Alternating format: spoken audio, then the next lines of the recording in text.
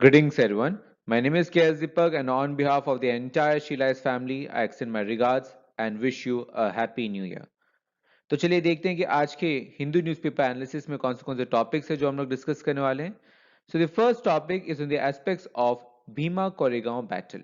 सो ये जो भीमा कोरेगांव बैटल है that has occurred in one of the sports of our Indian history, उसके क्या क्या कॉन्सिक्वेंसेस रहे हैं, वो क्यों कंटेंशियस टॉपिक रहा है and what are the basic significance of that event, वो देखेंगे in our first article. The second article is on the aspects of Uniform Civil Code. So यहाँ पर बात करेंगे what is UCC, UCC के historical connotations को समझेंगे, UCC के क्या क्या reforms हैं, क्यों required है UCC, क्यों required नहीं है, and क्या है इसकी conclusion या way forward, that we will be seeing in our second article. The third article is on the aspects of unemployment. So यहाँ पर बात करेंगे first of all unemployment होता क्या है, इंडिया में अनएम्प्लॉयमेंट हम कैसे मेजर करते हैं, कौन से अप्रेटस हैं, कौन से डाटाज हैं अनएम्प्लॉयमेंट मेजर करने के लिए, and this data is referring to which source of statistics, उस पर भी बात करेंगे, और क्या क्या है causes for which the unemployment has been rising for the recent years, वो भी देखेंगे in our third article. The fourth article is on the aspects of delimitation. So यहाँ पर बात करेंगे what is delimitation, delimitation हम लोग क्यों करते हैं, delimitation करने से क्या क्या फायदा है, अगर delimitation प्रोसेस तरीके से ना हो तो क्या क्या consequences हो सकते हैं, जहां पर हम लोग gerrymandering पर भी बात करेंगे in our fourth article.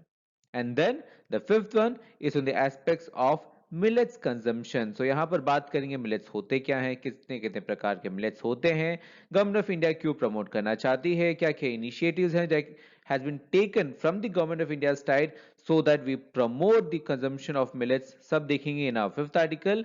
And as usual the sixth one is on the quiz of the day. So let's start the first one, that is on the aspects of Bhima Koregaon war या Bhima Koregaon battle. अब ये जो Bhima Koregaon battle रहा है, it has been an important incident और milestone in the Indian history, particularly कहें तो modern history of India. So इसलिए इसके जो इम्पैक्ट्स हैं, इसके जो कॉन्सिक्वेंसेस और इसकी जो सिग्निफिकेंस है, that is very much important for UPSC sir. So let's start with the basics. So first of all, let's say कि भीमा कोरेगांव है क्या. So please remember, Bhima Koregaon is the name of a place. ये एक जगह का नाम है. It's particularly in Maharashtra. Exactly कहें तो पुणे डिस्ट्रिक्ट में एक विलेज है known as भीमा कोरेगांव या कोरेगांव भीमा. और इस जगह में way back in history exactly 1 January 1818 में एक बैटल फॉट किया गया था. That battle's name is battle of Bhima Koregaon which is occurring as per the name of the place itself, और इसीलिए इसे हम लोग भीमा कोरेगांव बैटल के नाम से भी जानते हैं. अब ये जो भीमा कोरेगांव बैटल था, this was one of the battles of the third Anglo Maratha war. So Anglo Maratha war that means a war जो कि आपके मराठा फैक्शन या मराठा कॉन्फेडरेसी एंड आपके ईस्ट इंडिया कंपनी या ब्रिटिश एम्पायर के साथ जो इन दोनों के बीच में जो फाइट्स होते हैं उसे हम लोग कहते थे एंग्लो मराठा वार. और काफी सारे वार्स हुए थे. The third one was the Anglo Maratha war, और Anglo Maratha war third edition में भी काफी सारे बैटल्स हैं, और इनमें one of the battle is the battle of Bhima Koregaon that was fought on 1 January 1818. अब इसमें बैटल ऑफ भीमा कोरेगांव में आपकी मराठा साइड से it was the Peshwa faction जो कि फाइट कर रहे थे. At the same time Anglo side या पर्टिकुलरली कहें ब्रिटिश साइड से, they were the soldiers of British East India company. So it was a fight of Peshwa faction and British India company. अब सवाल यहां पर यह उठता है कि how is this war related to the caste system, how is this war related to a lot of controversies revolving around the caste system.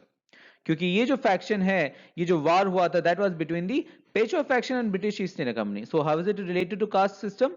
So exactly कहे तो यहां पर पेशवा की तरफ से जो सोल्जर्स थे, they were of higher caste, and British India company के जो सोल्जर्स थे, they were of lower caste या पर्टिकुलरली कहें they were of Dalit origin.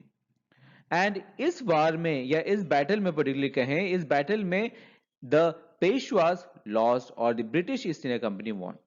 और यहां पर एग्जैक्टली क्या हुआ, यहां पर जो लोअर वर्ना सिस्टम्स की जो दलित्स थे, दे हैड एन एडवांटेज और they won the battle against the higher varna system guys और against the higher varna soldiers of the Peshwa faction. और इसीलिए इस वार को सेलिब्रेट किया जाता है, इस बैटल को सेलिब्रेट किया जाता है किसी किसी फैक्शंस में, किसी किसी प्लेसेस पे.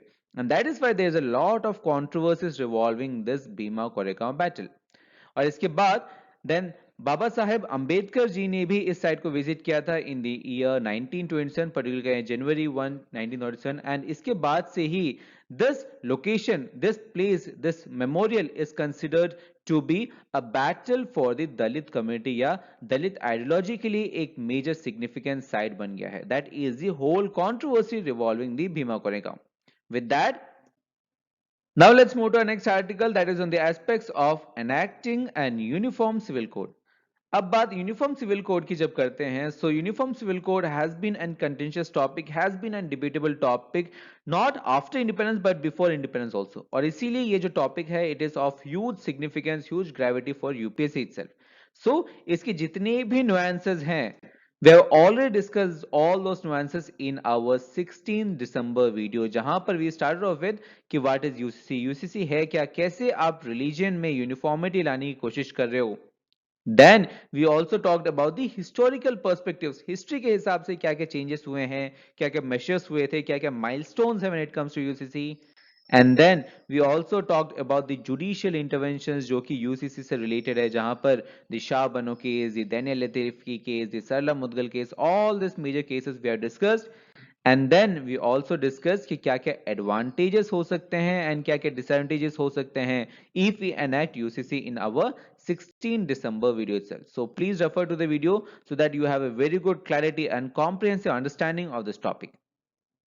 With that, now let's move to our next topic, that is on the aspects of unemployment. और यहां पर unemployment के basics से start करते हैं. So let's start with the most basic question, that is what is unemployment, क्योंकि काफी सारे स्टूडेंट्स को इस क्वेश्चन में ही क्लैरिटी की कमी होती है. So what is this? Unemployment एक situation है जहां पर एक person who is actively searching for a job is unable to find work. That means अगर कोई person है जो कि नौकरी नहीं ढूंढ रहे हैं and he is not getting job or he is not doing job, then he is not part of the unemployment numbers. Another important point that you need to understand here is कि ये क्यों हम लोग manage करते हैं, क्यों हम लोग एसेस करते हैं, क्यों हम लोग इसे इवेलुएट करते हैं. Why? Because unemployment indicates the health of the economy. Unemployment rate कम है, that means the economy would be of a very good health and the economy would prosper. अब इंडिया की बात करें तो काफी सारे स्टैटिस्टिक्स हैं जिसके बेसिस पर आप अनएम्प्लॉयमेंट को मेजर कर सकते हैं, but the most common one is the unemployment rate. So what is unemployment rate? Unemployment rate is a number of people unemployed by the working population, और पीपल जो कि वर्किंग है under the labour force. So यहां पर please remember, आपके labour force जो है, labour force आते हैं डिनोमिनेटर में, it is not the whole population जो कि डिनोमिनेटर में आते हैं. So unemployment workers divided by total labor force into 100 gives the unemployment rate, and please remember it's the total labor force and not the total population. Another important point is the definition of unemployment and employment as per the National Sample Survey Organization, which is one of the premier organizations. जबकि India में जितनी भी statistics होते हैं, ज्यादातर statistics इसी organisation के through हम निकालते हैं, और इस ऑर्गेनाइजेशन के accordingly they define employment and unemployment on the following activity statuses of an individual. So ये जो ऑर्गेनाइजेशन है, ये डिफरेंट अप्रोचेस रखते हैं अनएम्प्लॉयमेंट को कैलकुलेट करने के लिए और अनएम्प्लॉयमेंट को क्वांटिटेटिवली मेजर करने के लिए. The first one is a daily status approach. So daily status approach में क्या होता है? डेली स्टेटस अप्रोच में अनएम्प्लॉयमेंट जो है of a person is measured for each day in a reference week. That means यहां पर क्या करते हैं, यहां पर अगर आप डेली स्टेटस अप्रोच रखते हैं, so you go to every home और हर एक एज ग्रुप में आप पता करते हैं, पर्टिकुलरली जो टोटल लेबर फोर्स की जो एज ग्रुप है, वर्किंग एज ग्रुप, उसमें आप पता करते हैं कि हर एक दिन वो जॉब में जा रहे हैं कि नहीं, और उसके हिसाब से on the basis of an daily evaluation you consider the number of people जो कि अनएम्प्लॉयड हैं. कैसे? क्योंकि यहां पर जो थ्रेशोल्ड होगा that would be a person जो कि गेनफुल वर्क नहीं कर रहे, even for 1 hour in a day, is described as unemployment. So you can assume कि अगर हम लोग इस डेफिनेशन को फॉलो करते हैं, सो द अनएम्प्लॉयमेंट रेशियो या unemployment numbers would shoot up.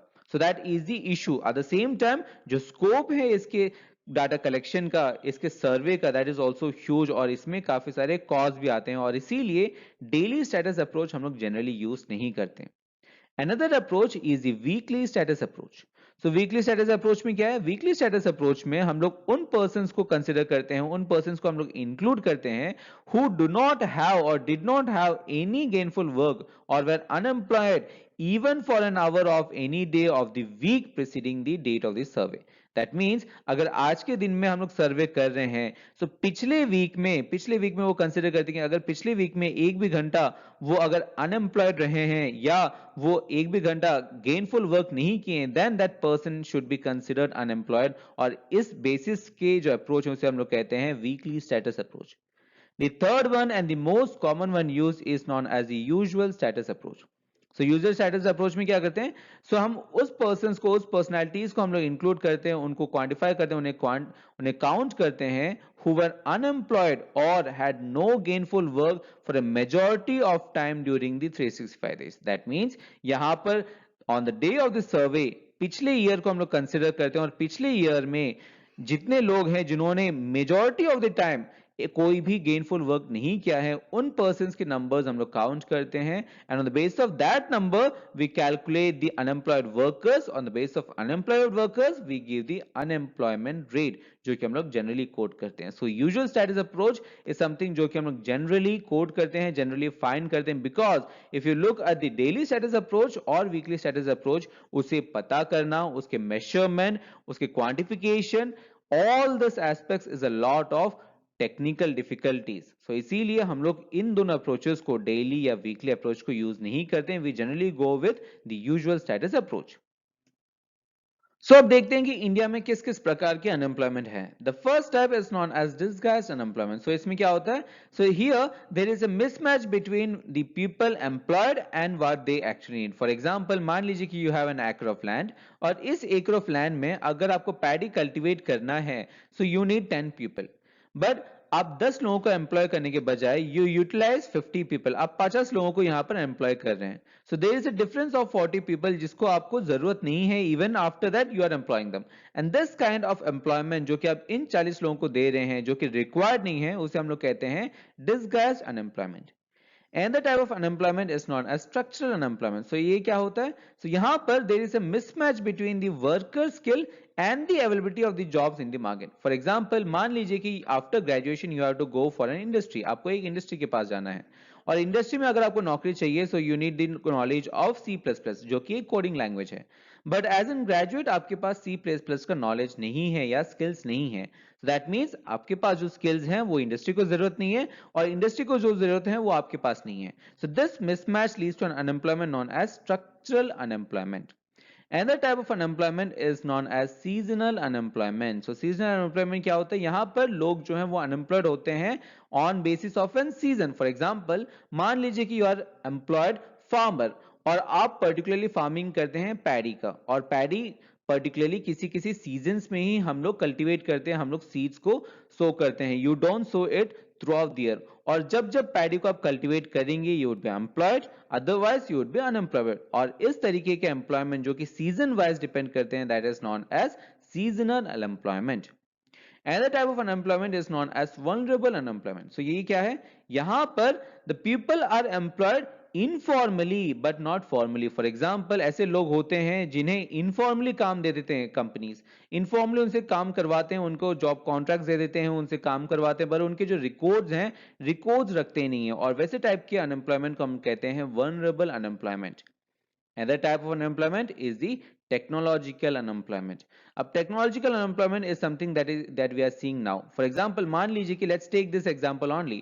अगर आपके पास 1 एकड़ का लैंड है और वहां पर आपको पैडी कल्टीवेट करना है, so generally you may need around 10 people अगर आपको कल्टीवेट करना है, but if you have a machine to do that job तो आपको एक ड्राइवर की जरूरत पड़ेगी, एक टेक्नीशियन की जरूरत पड़ेगी, and this 10 people would not be required. और ये जो जॉब का लॉज है because of automation is known as technological unemployment. Another unemployment is known as cyclical unemployment. So cyclical unemployment क्या होता है, जब भी कोई इकोनॉमी रिसेशन से गुजरती है या डिक्लाइन से गुजरती है और इसके कारण एम्प्लॉयमेंट अगर लॉस होता है, that is known as cyclical unemployment. Another and the last type of unemployment जो कि इंडिया में देखते हैं, that is the frictional unemployment, या जिसे हम लोग नॉर्मली कहते हैं as surge unemployment. For example, you are doing a work under a company known as X और अगर आपको सैलरी हाइक चाहिए या आपको दूसरे नौकरी ढूंढना है, so you may have a gap जब आप एक्स से नेक्स्ट जॉब वाई में शिफ्ट करेंगे। सो ये जो गैप पीरियड है, दिस गैप पीरियड में आप अनएम्प्लॉयड हैं, और इस पीरियड की वजह से जो एम्प्लॉयमेंट है, जो लॉस हो रहा है, that is known as frictional unemployment. With that, अब देखते हैं what are the causes of unemployment in India. So the first set of the cause is the social factors. The first one is the caste system. So India में caste system है, और caste system prevalent होने के कारण काफी सारे jobs जो हैं वो स्पेसिफिक कास्ट के लिए ईयरमार्क्ड होते हैं, या काफी सारे जॉब्स जो हैं वो प्रोहिबिटेड होते हैं फॉर स्पेसिफिक कास्ट, और इस प्रोहिबिशन या इस स्पेसिफिकेशन के कारण काफी सारे कास्ट जो हैं वो अनएम्प्लॉयड रह जाते हैं। Another one is the issue of joint families. तो मान लीजिए कि there is a family, there is a joint family of 20 people, और ये 20 लोग मिला के ये जो जॉइंट फैमिली है, दे ओवरसी अ बिग बिजनेस। अब ये जरूरत नहीं है कि यहाँ पर 20 के जो 20 लोग हैं वो इस बिजनेस के भागीदार हों, हो सकता है कि इनमें से 3 लोग ही होंगे जो कि बिजनेस रन कर रहे हैं, बाकी जो 17 हैं they depend on the income जो कि ये 3 लोग बिजनेस रन करके इकट्ठा कर रहे हैं या कमा रहे हैं, and this 17 people are unemployed, that is another issue. Another issue in India is the rapid growth of the population. जबकि population growth जो है वो काफी fast forward है, वो काफी extreme point of view से चल रहा है, but आपकी जो growth है of job market, आपकी जो job opportunities है वो similar fashion में नहीं grow कर पा रहा, so there would come a time जहां पर jobs जो है वो कम पड़ जाएंगे to meet the requirements of the growing population, and that is another reason for unemployment in India. Third reason is the dominance of agriculture. क्योंकि India में अभी भी काफी सारे लोग जो हैं वो एग्रीकल्चर पे डिपेंडेंट होते हैं, एग्रीकल्चर काम करते हैं, फार्मिंग काम करते हैं, but when you indulge in agriculture और farming, you also get prone to seasonal unemployment, या सीजनल एम्प्लॉयमेंट ही आपको हासिल कर पाते हैं आप ईयर लॉन्ग आप अनएम्प्लॉयमेंट कहीं ना कहीं या एम्प्लॉयमेंट जो है वो आप हासिल नहीं कर पाते, that is another issue. Another set of issues जिसके कारण cause हो रहे हैं unemployment in India is the fall of cottage and the small industries. जब आपके पास स्मॉल इंडस्ट्रीज एमएसएमईज जो है वो कहीं ना कहीं स्ट्रेंथन नहीं है, आपके लोगों तक जॉब्स नहीं पहुंच रहे हैं, आपके जो लोअर स्टैटस है वहां पर जॉब नहीं पहुंच रहे हैं, आपके जो एंटरप्रेन्योर्स हैं, आपके जो कॉटेज इंडस्ट्रीज हैं, स्मॉल इंडस्ट्रीज हैं, माइक्रो इंडस्ट्रीज हैं, वो जॉब क्रिएट नहीं कर पा रहे हैं, वो जॉब बना ही नहीं पा रहे हैं, then there is a lot of people जो कि उनके लाइव्स इन पे स्टेक होते हैं, और ये क्योंकि जॉब नहीं दे पा रहे हैं इसके कारण उनकी जो नौकरियां हैं वो भी स्टेक पे आ जाती हैं, वो भी हॉस्टाइल हो जाते हैं, and that lead to unemployment in India. Another set of issue is the immobility of the labor. India mein, we also have a lot of attachment to the family. We also have a lot of attachment to the language, region, climate, and there's a lot of differences in the language, religion or climate. For example, हो सकता है कि a candidate जो कि केरला के climate में accustomed हो, he may not be comfortable in the climate of Delhi, क्योंकि दिल्ली का climate more extreme हो सकता है in comparison to Kerala. और ये issues के कारण या religion के issues के कारण या language barriers होने के कारण जैसे immobility जो कि laborers face करते हैं, और इसके कारण भी unemployment होता है। Another type of unemployment is a defect in the education system. जब आप रिक्वायर्ड नॉलेज देते नहीं हो, आप इनकलकेट नहीं करते हो जो कि इंडस्ट्रीज में रिक्वायर्ड है, so there would be an mismatch, और इस मिसमैच के कारण भी अनएम्प्लॉयमेंट हो सकता है। So these are some of the set of the reason जिसके कारण अनएम्प्लॉयमेंट बढ़ रहा है in India.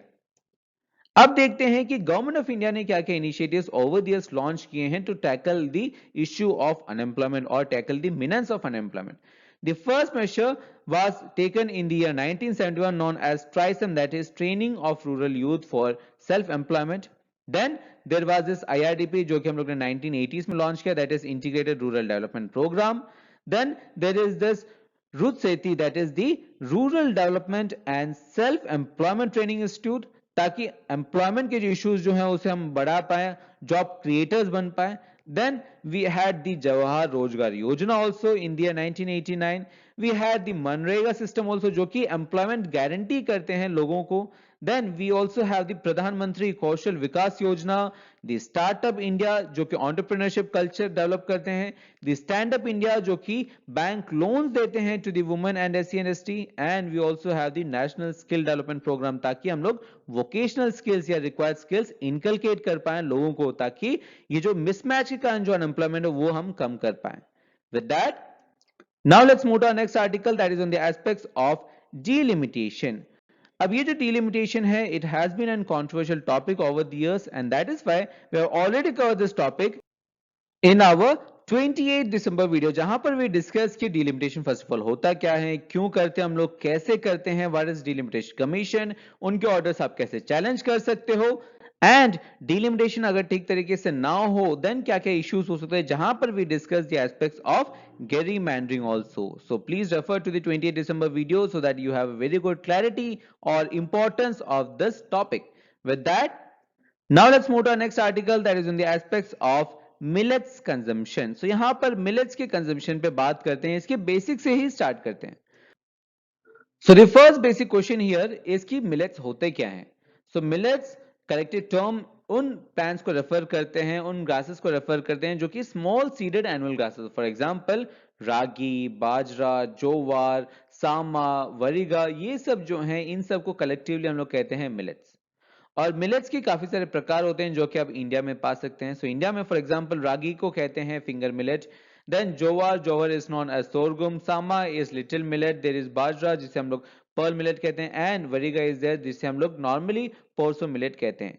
So there are a lot of types of millets in India, और इंडिया जो है, India is the largest producer of millets in the world. अगर India के परसेंटेज के हिसाब से बात करें तो ग्लोबल परसेंटेज के, ग्लोबल प्रोडक्शन के 20% एंड एशिया प्रोडक्शन के 80% कॉन्स्टिट्यूट कौन करता है? India only, and that is why India is very important. अगर ग्लोबल डिस्ट्रीब्यूशन की बात करें तो India, Nigeria and China are the largest producers of millets in the world, जो कि अकाउंट करते हैं for than 55% of the global production.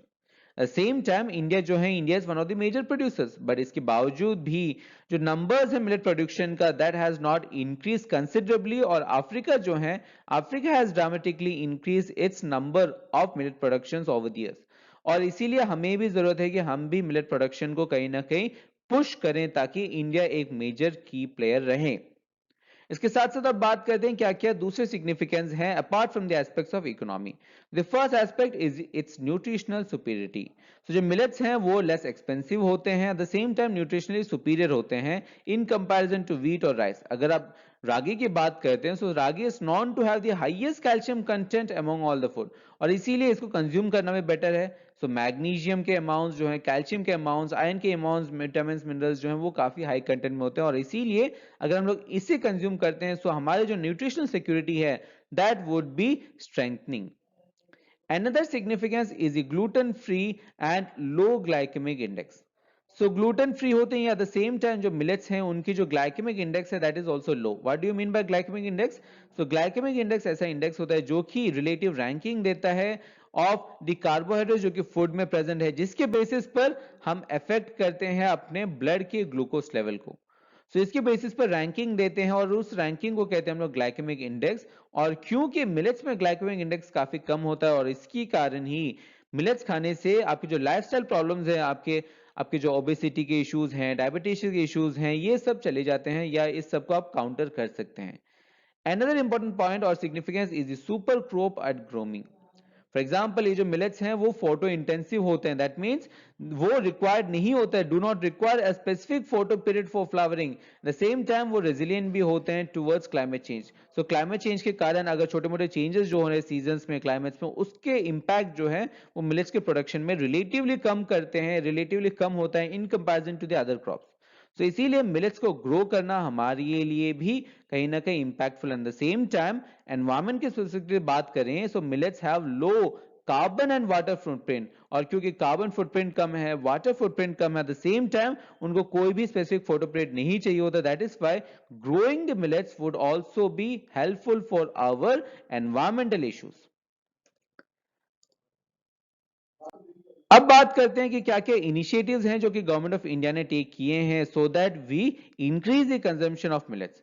So the first initiative is the initiative for nutritional security through intensive millet production, जिसे हम लोग abbreviate करके कहते हैं as INSIMP. So ये जो INSIMP है, it was launched as a promotional program, it was launched as a normal initiative as a subclause of the राष्ट्रीय कृषि विकास योजना, और जिसके बेसिस पर हम लोग प्रमोट करने की कोशिश कर रहे थे मिलेट्स को. Second important price or second important initiative is related to the economy of the millets, that is the increase in the minimum support price.